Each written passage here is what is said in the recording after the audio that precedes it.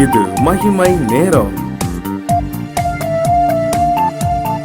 ஆண்டவராகிய இயேசு கிறிஸ்துவின் இனிதான நாமத்தினாலே இந்த வாரத்தின் முதலாம் நாளுக்காக மகிமை டிவி நேயர்கள் அனைவரையும் நான் வாழ்த்தி வரவேற்கின்றேன்.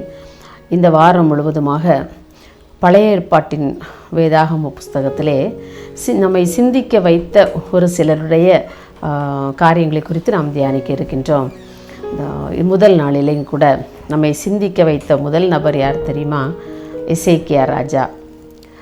கர்த்தரை நம்புவதற்கு நம்மை சிந்திக்க வைக்க உதவுகிற ஒரு நபர் யார் தெரியுமா? இந்த எசேக்கியா ராஜா. 1 ராஜாக்கள் 18ஆம் அதிகாரம் 5ஆம் வசனத்தில் இவ்வாறு வாசிக்கிறோம்.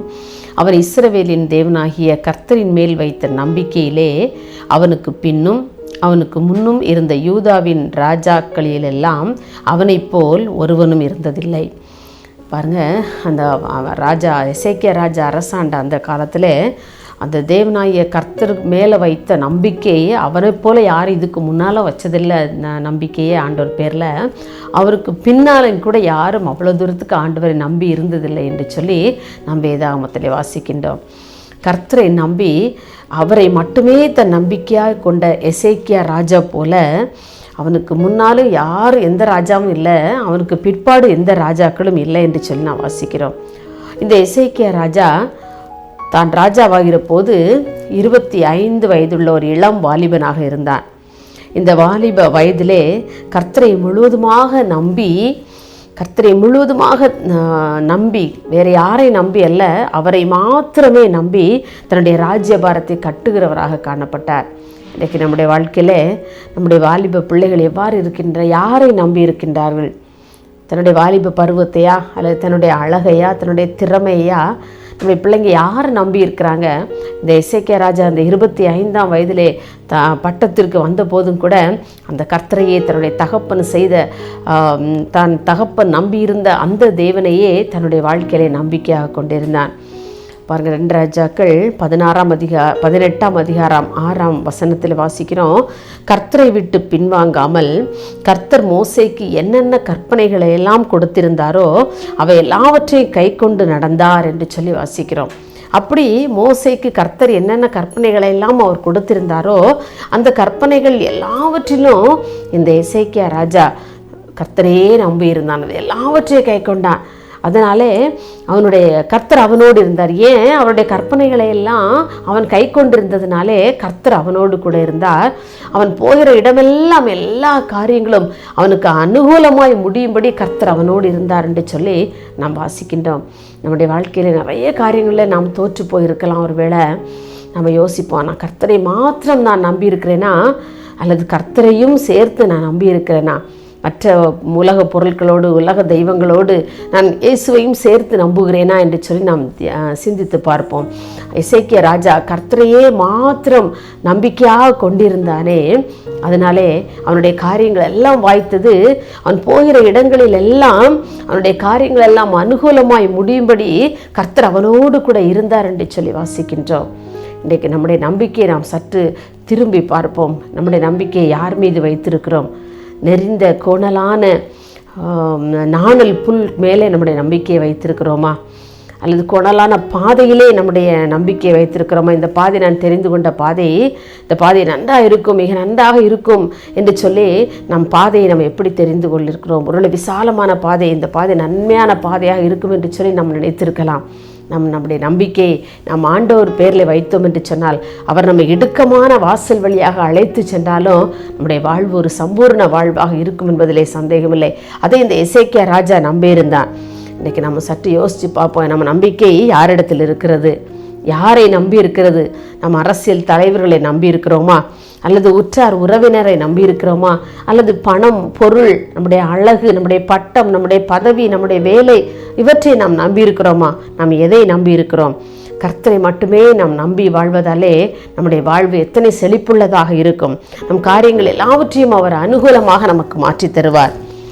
பாடல் வரி இவ்வாறு சொல்கிறது: கர்த்தரை நம்பியே ஜீவிப்போம், கவலை கஷ்டங்கள் தீர்ந்திடும், கைவிடா காத்திடும் பரமனின் கரங்களை நாம் பற்றி கொள்வோம்.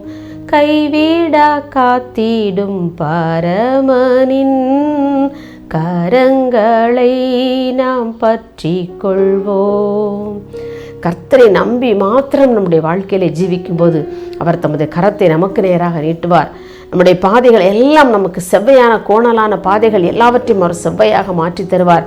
கரடு முரடான பாதைகள் எல்லாம் அவர் முன் சமமான பாதையாக மாறிவிடும். எப்போது நாம் அவரை முழுமையாக நம்பி அவரை மாத்திரம் சார்ந்து வாழும்போது மாத்திரமே அவர் நம்முடைய பாதையை செவ்வையுள்ள பாதையாக மாற்றுவார்.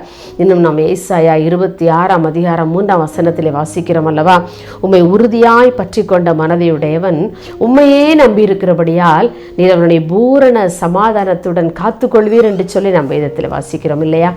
அப்போ நாம் அவரை முழுவதுமாக நம்பி அவரையே நம்முடைய நம்பிக்கையாக கொண்டிருப்போம் என்று சொன்னால் நம்முடைய வாழ்க்கை பூரணமான ஒரு சம்பூர்ணமான வாழ்வை அவர் நமக்கு தர அவர் ஆயத்தம் உள்ளவராக இருக்கின்றார். நாம் அப்படியே அவரே மாத்திரமே அந்த உலகத்தில் நாம் நம்பி ஜீவிப்போம். அவரையும் சேர்த்து அல்ல, அவரை மாத்திரமே நாம் நம்பி இந்த உலகத்திலே ஜீவிப்பதனாலே நம்முடைய வாழ்வு சம்பூர்ணமான ஒரு வாழ்வாக இருக்கும் என்பதிலே எந்த சந்தேகம் இல்லை. ஒருவேளை இந்த நாட்களிலே இதை கேட்டுக்கொண்டிருக்கிற ஒவ்வொருவரும் சமாதானமின்றி நம்பிக்கையின்றி தன்னுடைய வாழ்க்கையை நம்பிக்கையை தொலைத்தவர்களாக தன்னுடைய வாழ்க்கையே தொலைத்தவர்களாக ஒருவேளை இந்த நிகழ்ச்சி நீங்கள் கேட்டுக்கொண்டு இருக்கலாம். எனக்கு அன்பான சகோதரனே சகோதரியே, உங்களுடைய வாழ்க்கையிலும் கூட அநேக சோர்வுகள் அநேக பலவீனங்கள் பாடுகள் மத்தியிலே வாழ்ந்து கொண்டிருக்கலாம். ஆனால் உங்கள் நம்பிக்கையை மாத்திரம் அவர் மீது இருந்து எடுத்து விடாதிருங்கள்.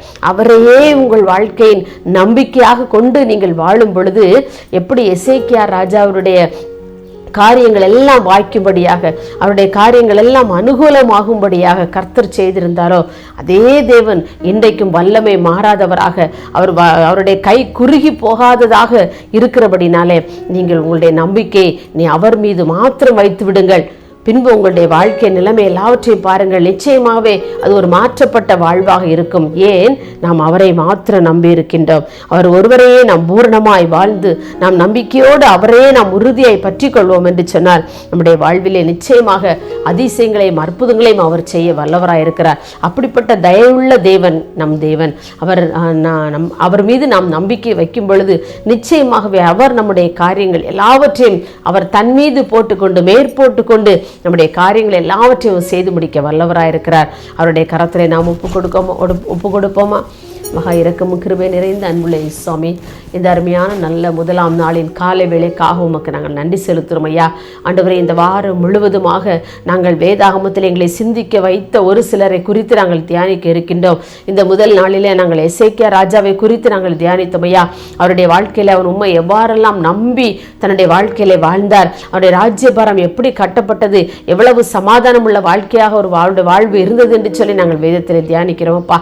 ஆண்டவரே, நீர் தாமே எங்களுக்கும் இதை கேட்டுக்கொண்டு இருக்கிற ஒவ்வொருவருக்கும் சாமி உம்மீது நம்பிக்கை உள்ள பிள்ளைகளா நாங்கள் வாழ கர்த்தர் கிருபை கொடுக்கும்படியாய் ஜெபிக்கிறோம்.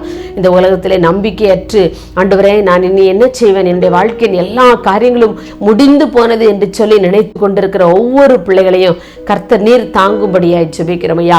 உம்மை மாத்திரம் நம்பி ஜீவிக்கிற பிள்ளைகளை நீர் ஒரு போதும் நீர் வெட்கப்படுத்தாத தகப்பன் என்று சொல்லி நாங்கள் வாசிக்கிறோம். அப்படியே நீங்கள் உம்மை மாத்திரமே இனி நாங்கள் நம்பி ஜீவிப்போம் என்று தீர்மானத்தோடு இருக்கிற ஒவ்வொரு பிள்ளைகளுடைய வாழ்க்கையிலும் கர்த்தர் நீ பெரிய காரியங்களை செய்ய போறதற்காக உமக்கு ஸ்தோத்திரம் ஐயா. நீர் எங்களை வழிநடத்த போறதற்காய் ஸ்தோத்திரம். உம்முடைய கரத்திலே தாழ்த்தி கொடுக்கிறோம். இயேசுவின் நாமத்தில் பிதாவே, ஆமேன்.